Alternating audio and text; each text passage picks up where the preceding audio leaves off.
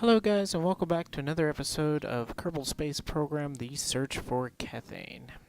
You may have noticed a huge gap between this video and the last. I was in the process of moving and didn't have my microphone available, so this .23 preview episode is a little late by about a month. So all this is recorded a long time ago, probably right when the update came out, and this footage has just been sitting on my hard drive, and I've been waiting for a time where I'm getting moved in, settled into our new place, and I can start doing these videos again. So I went through and made sure to unlock all the new parts that .23 had added, given my level of scientific advancement in Kerbal Space Program. And then this episode is going to be me building a craft to shuttle up this processing lab here, and so you can. They've changed everything to where you can't spam science anymore, so you have to reset your experiments with this device once you take the science out of it. And so I'm going to get that attached to the space station so I can squeeze as much science out of Kerbin's atmosphere and just around the orbit there as I possibly can. So I'll leave you with this, and I will join you when we are ready to launch.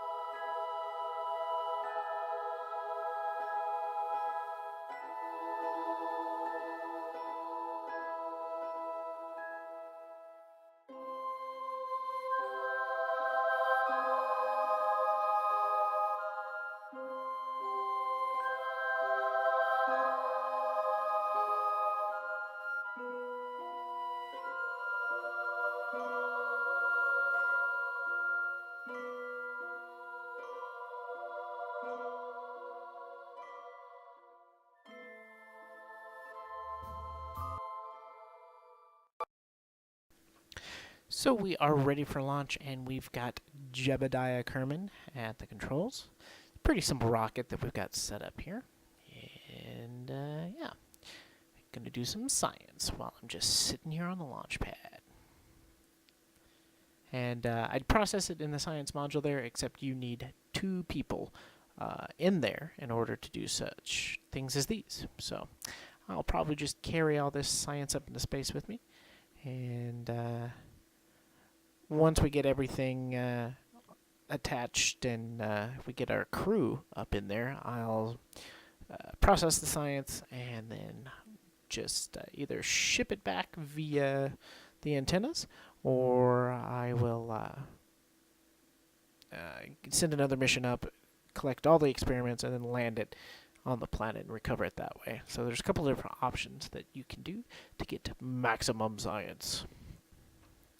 Next step, what I'll need to do is get the space station sped up around the planet so that our intercept with it will be ideal. So get that little Kethane doodad out of the way because we don't need that. And then just time warp that space station around. Yep, close enough. And here we go. This is the science module 54321. Whoops.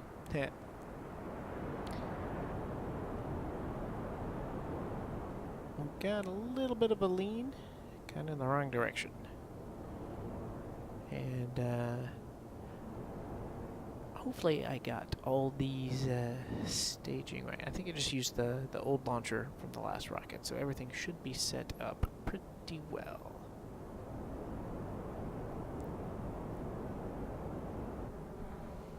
First stage is clear. Good to go. Jeb is stoked on life. Yep, he's pretty happy. Let's get some science.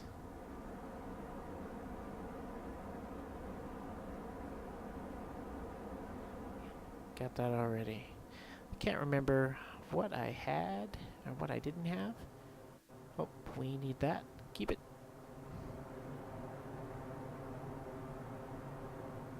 Getting ready for the next stage to depart. Go. We're all clear. Got a weird lean going on. Let's fix that course correction. Jeb's having the time of his life. Woo! I'm gonna try to run these launches in as close to real time as possible. When I do these recordings after the fact, I have a hard time of thinking what to say. So I may just tell you a little bit about myself while this goes on. I'm originally from Tennessee, but have lived out in Hawaii now for going on 10 years. It's a great place to live, by the way. If you have the opportunity, I would highly recommend it. Right at this point, I'm realizing that my staging's not all that correct. That middle engine should have been on the whole time. I've got all the outside tanks are routed to feed to that middle tank, so I was wasting a little bit of thrust there. And I got sorts of weird spin going on while I'm trying to do my gravity turn. It's kind of odd. Anyway, back to what I was saying. Lived in Hawaii for about 10 years, so occasionally I will say things that don't make sense unless you live here. The Hawaiian language has kind of integrated itself into my vocabulary, and so I'll say things like "pow," which means finished, and everybody around here just uses it as slang, you know, to say that you're done with something. And I keep forgetting that everywhere else in the world nobody knows what that means, so getting ready to ditch our last stage. Not too much in the way of fuel here, but I may have undershot that rendezvous by quite a lot. That space station is trucking on past. Now I have to do a lot of work to catch up to it. And what I'm doing now is trying to get my nodes as close to 0 as possible before I get into orbit. It just makes the rendezvous a heck of a lot easier. Guess when I had one too many engines. That upper stage engine is messed up with my staging there, so I had to go in there and turn it off. If I ever use this lift system again, I'll have to fix all the staging on it.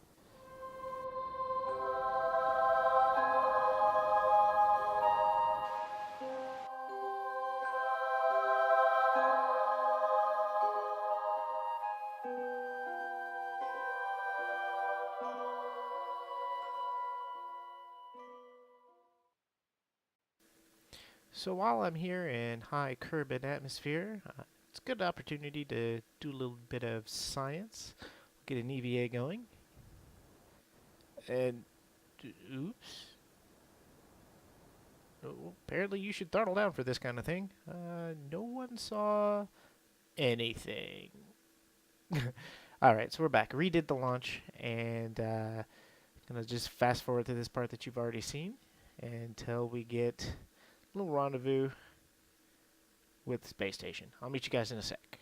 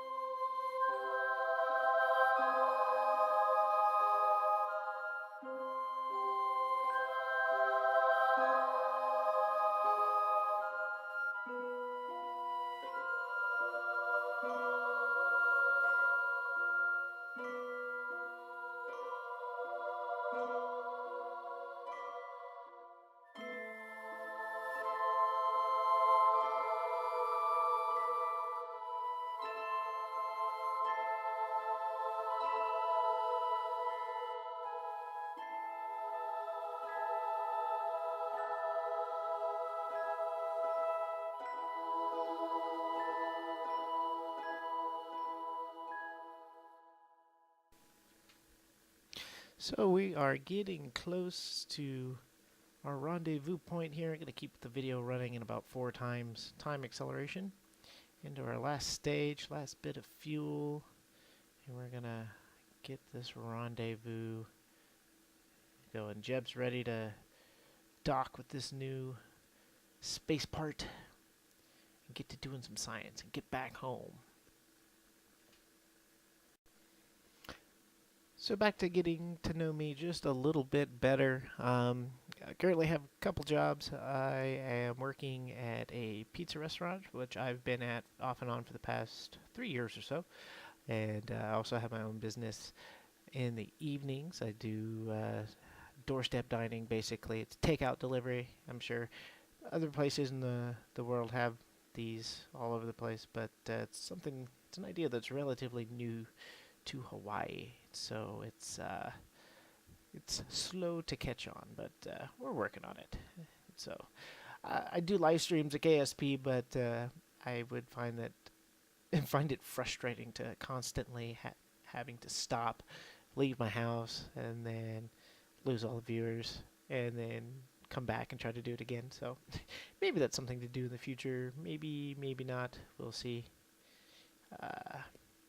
See what the future holds. So right now I'll just continue cranking out these KSP videos, about a month and a half behind. You guys, hope you enjoy them anyway. Alright, so we're within 300 meters or so. Let's just fine tune this and see how close I can get it. 2, 1, perfect, 0. Come on, we can do it. Can do. There's our station here.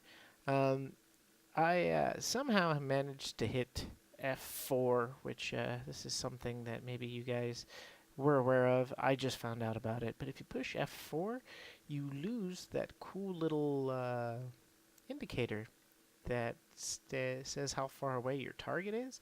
So even though I have the station targeted right now and set to rendezvous, I can't see where it is. And I put a docking port there, and I forgot to put one on the fuel tank as well.